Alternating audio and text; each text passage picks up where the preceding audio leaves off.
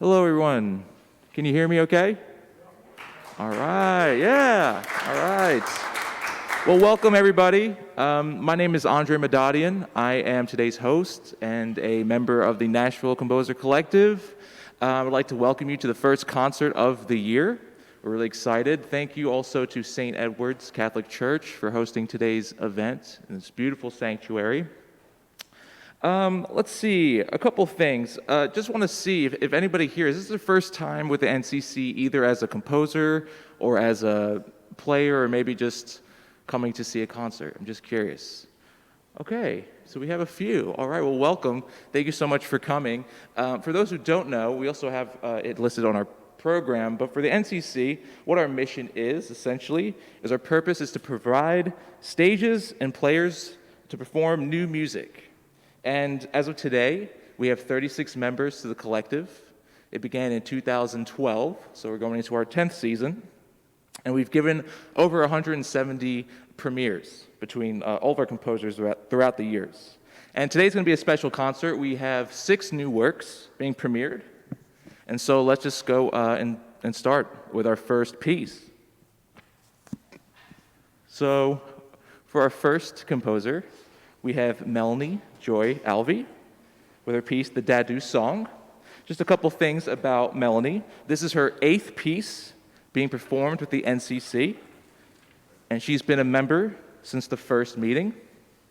She's the co-founder composer for the new music ensemble Avila Soul String Quintet, and she's also the co-founder of the St. Philip's Arts and Liturgy Institute at St. Philip's Catholic Church in Franklin. So Melanie, would you like to speak a little bit about the piece that you're premiering today? Yes, thank you, Andre, and thank you for making this concert happen. I know it's been a tough past couple years having to put some of this on hold, but just so thankful for you guys making it happen. Andre, I know Quentin has done a lot of work for this particular performance too, so thank you guys. So the Dadu song is going to be very different, and I hope you really enjoy it today. There's a little background. As you can see, there are 2 composers in your programs, myself, Melanie Joy Alvey, and Everett Douglas Alvey, who at the time when he helped me write this piece was about 1.5 years old. And that's my son, by the way.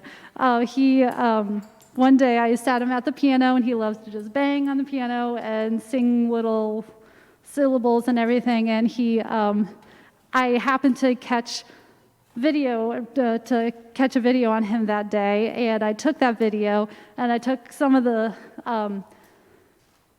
intervals that I heard him play and some of the vocal fun things that he was doing at the time, and I wrote a song around it.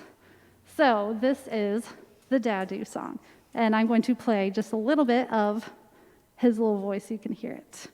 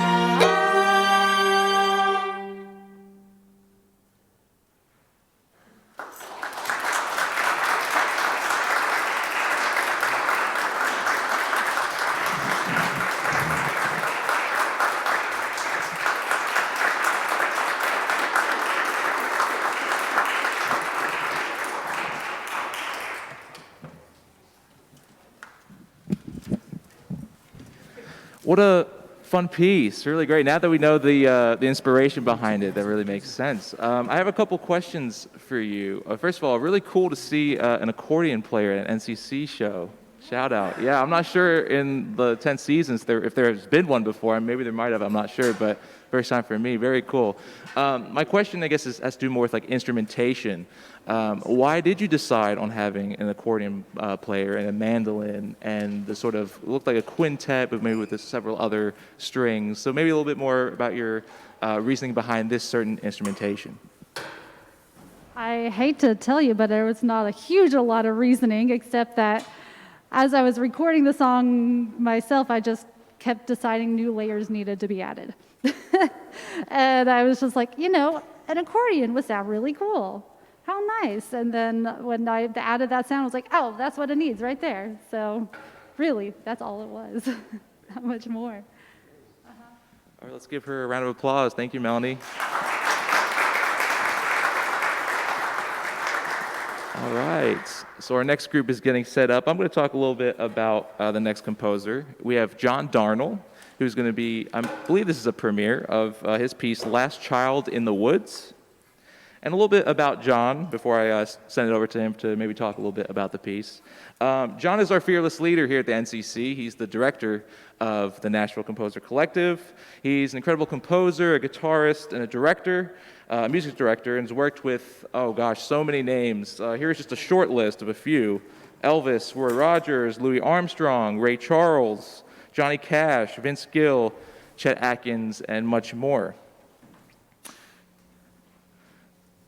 I think Johnny's still working out some sound. Okay. I'm going to let him speak a little bit more about this piece. I was actually fortunate enough to meet John back in, I believe it was 2018, just a couple years after moving to Nashville, and I was able to meet with him. He was very gracious and telling me about the mission of the NCC, and I was able to compose a piece for one of their upcoming concerts in 2018. So I've been very lucky to know John for quite a few years and be able to meet with him and speak with him and try to learn as much as I can from him because he's such a talented and great guy. Hey, John. I got my mask off because we were about to play. So, it's so good to be here, and I hope this is fun. And you didn't ask me, but the purpose in writing, I find, is to get your performers to interact and to have the interplay between you. So this is just a trio, and we'll feature this little beast here, a little 12-string guitar that's kind of hard to amplify, so kind of pretend you can hear it. And then these guys here bring the extra color.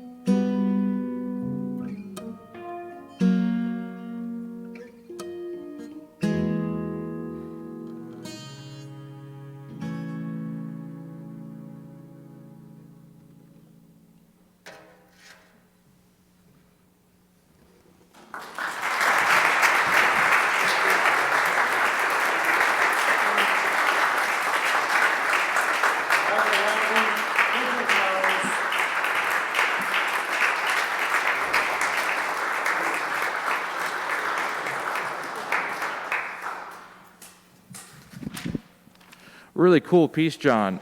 Do you mind if I ask you a couple questions, or are you going to be breaking down right now? Okay, yeah, let's talk a little bit about this. So actually, before the concert, my wife was looking at the program, and she saw your piece, and she was reading it, and she said, "Oh wow, 12-string guitar." So actually, I wanted to ask you a little bit about that.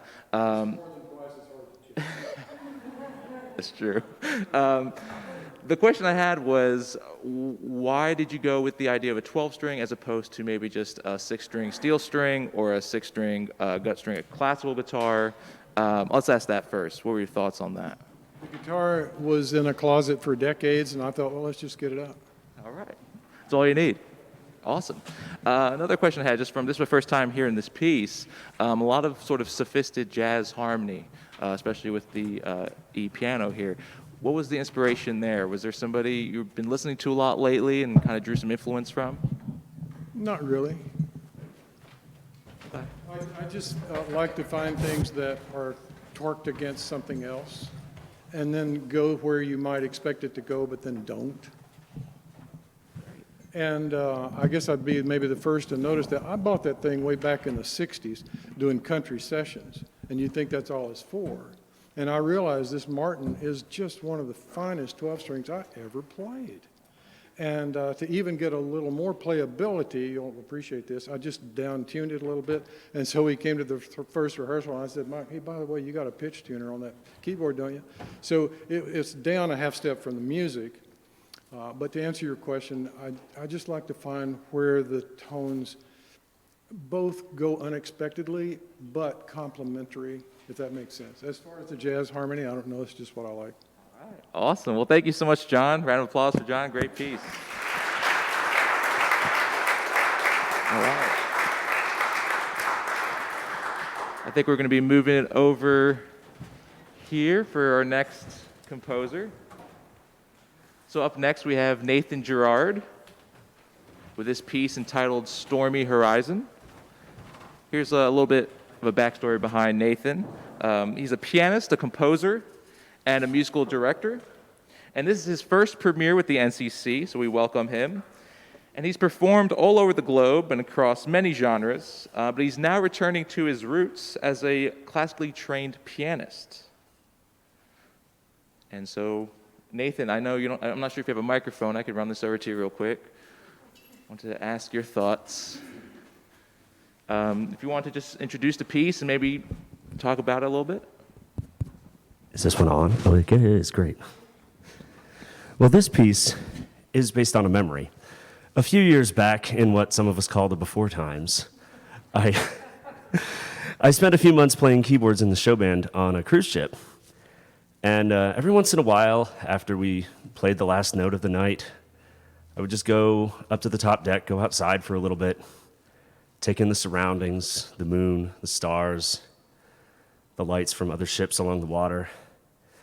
A couple of times we were sailing around a storm, so it wasn't actually raining where we were, but off on the horizon, I could see the lightning flashing in the clouds, hear the faint rolls of thunder. This was one of those nights.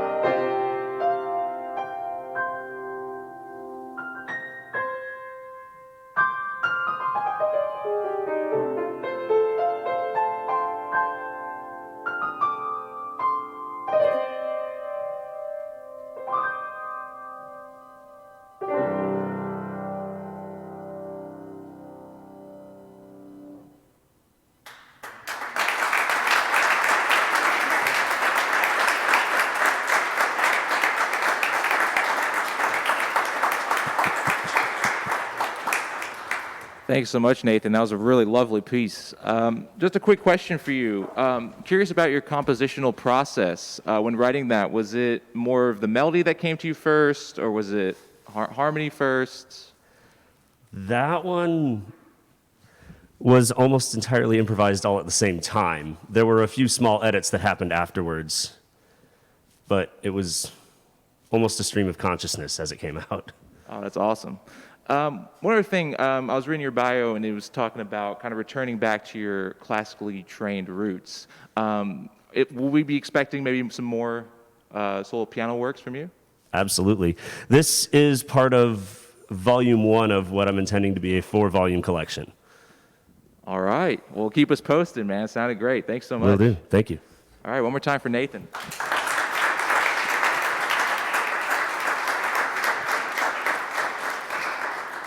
So up next, we have composer Benjamin Jones with this piece entitled Fields Outside of Humboldt, Tennessee.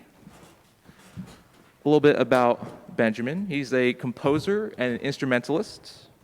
He's a founding member of the folk rock band entitled Humming House, and since 2015 has been a regular member of the Nashville-based chamber ensemble known as Chatterbird.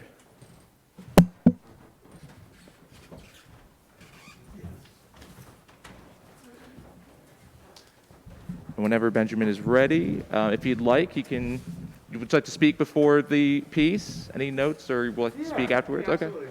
All right. So this piece I wrote as part of a contest by a trio outside in Italy, Trio Siciliano.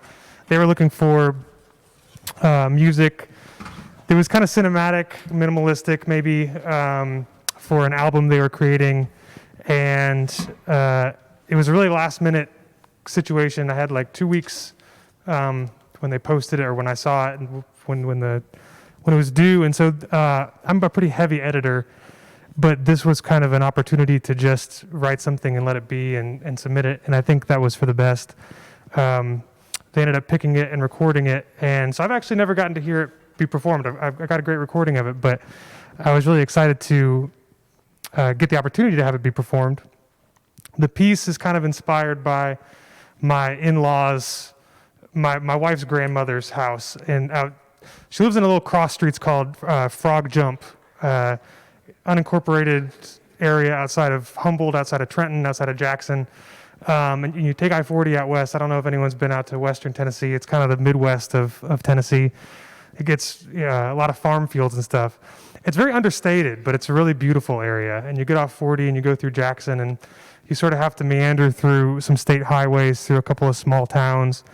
And then you end up in a really, really beautiful rural area where they lived. Lots of open fields that were farmed, lots of sort of small tree groves and such. And so this piece is inspired by the drive out that way.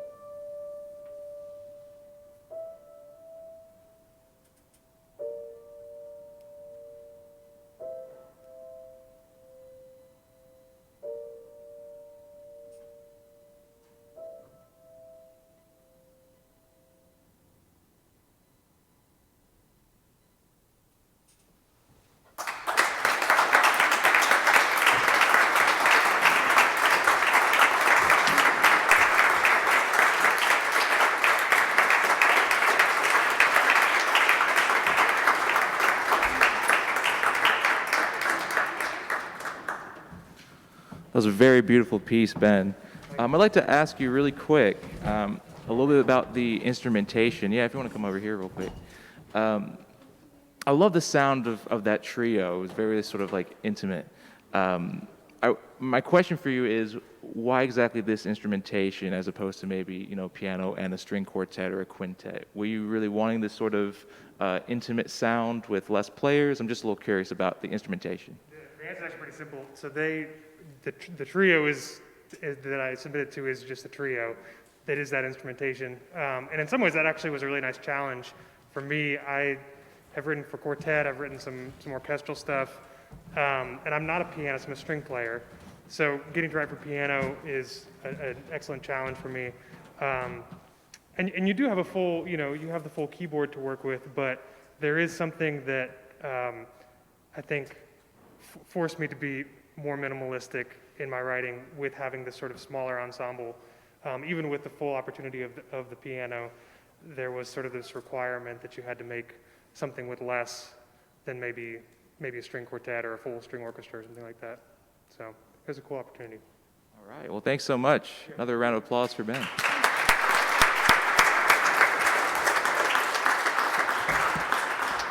All right. We'll be moving on to our next composer. Next is Daniel Krenz. With this piece, I Married a Man Who Folds His Socks. A little bit about Daniel. He's a conductor and a composer and a music director. A recent graduate of Boston University, where he co-created Mahler Mania, a weekend festival celebrating the life and the works of Gustav Mahler. And he also received his master's degree from Brandeis University. Is Daniel over there? Oh, there he is. Oh, Dan, is there anything you'd like to say about your piece? Yeah, hey everyone. First of all, thanks for having me, Andre and Nashville Composers Collective. My wonderful wife wrote the text for this piece. She is a author and a poet, and I found this poem particularly hilarious, so I thought that I would set it to music. And hopefully my music doesn't get in the way of how funny I think the poem is. I don't really have too much to say about it. It's a short, sweet, really simple song, so I hope you enjoy it.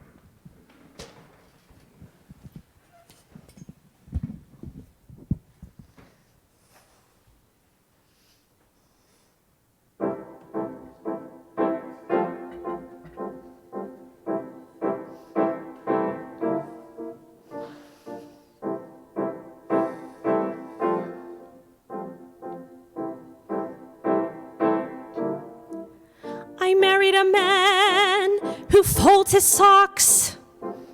I say that, but he corrects me. He doesn't fold them, he lays them out flat, matching the pairs together.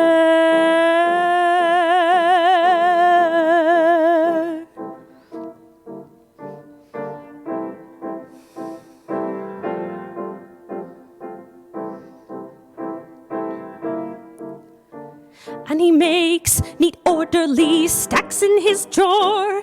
His folded boxers sit beside them, and my drawer slumps above his.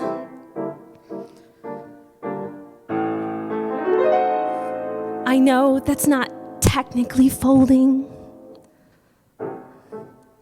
but the organizational spirit is the same.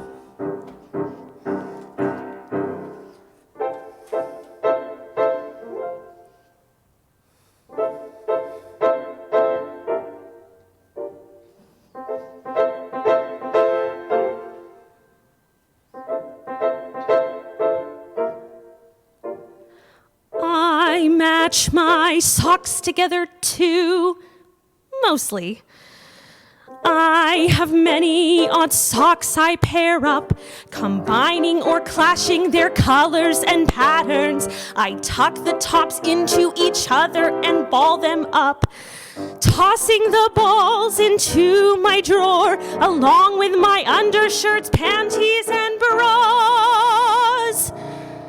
I could say this symbolizes our personalities, that it describes, without words, our differences. He is tidy, I am not. That would be false. What it really shows is just how much I hate laundry.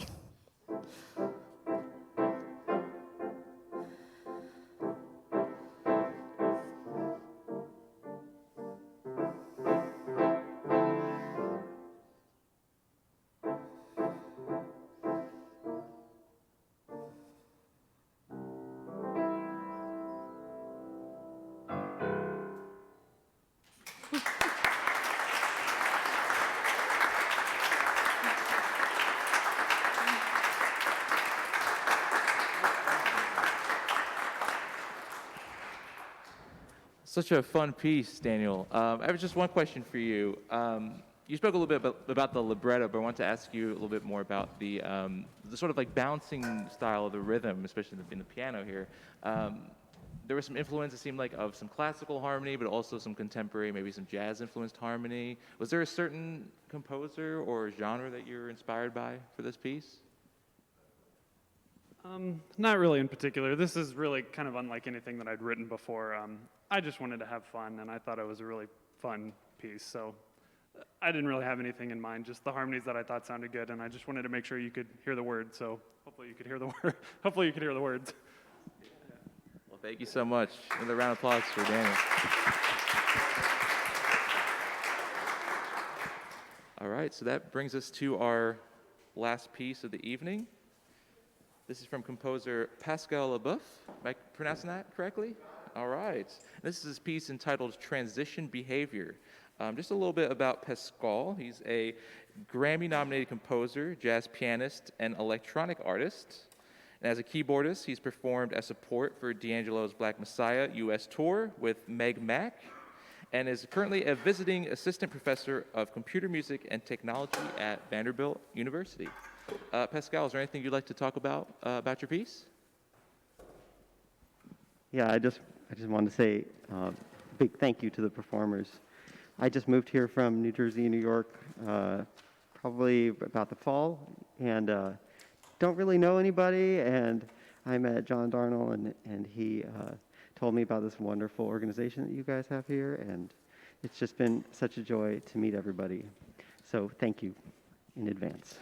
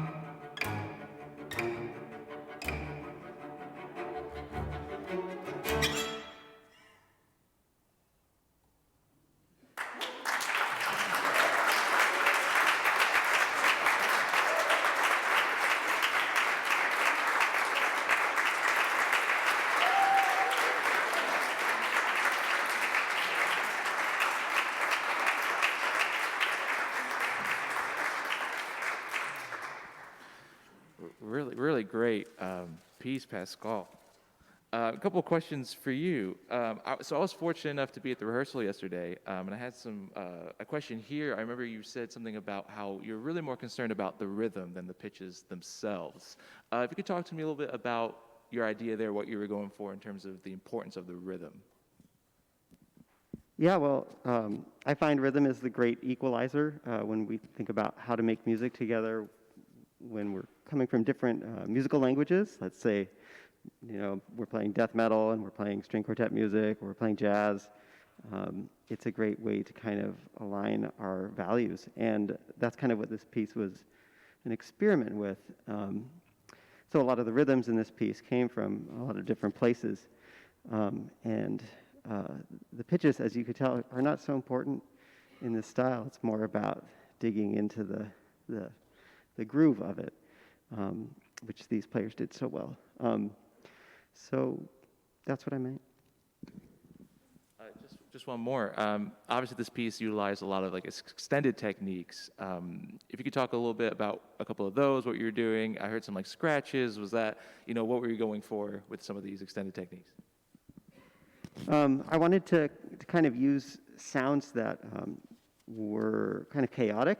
The title is actually a metaphor for the properties of glass as a substance, which is kind of like a jumble of molecules. It isn't organized like a crystal, and it kind of parades around as something that is organized and clear, So I thought there are a lot of glisses and scratches and things that can't really be replicated every way, the same way every time. And that's kind of where that approach is coming from. Plus, I listen to a lot of new music, and I like stuff like that anyway. Well, thanks so much. Another round of applause for Pascal. And great job to the players. Yes.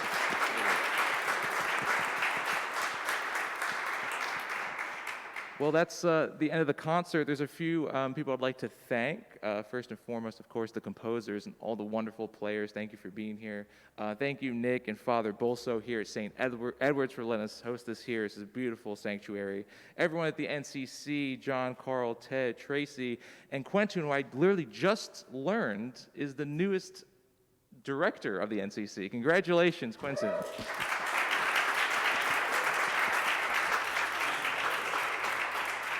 One last thing I'd like to say is if you enjoyed the concert, the NCC is a non-profit organization. If you feel so much to donate, we do have a physical basket outside, or if you would prefer to donate electronically, we are accepting Venmo donations. You can Venmo at Andre-Madadian.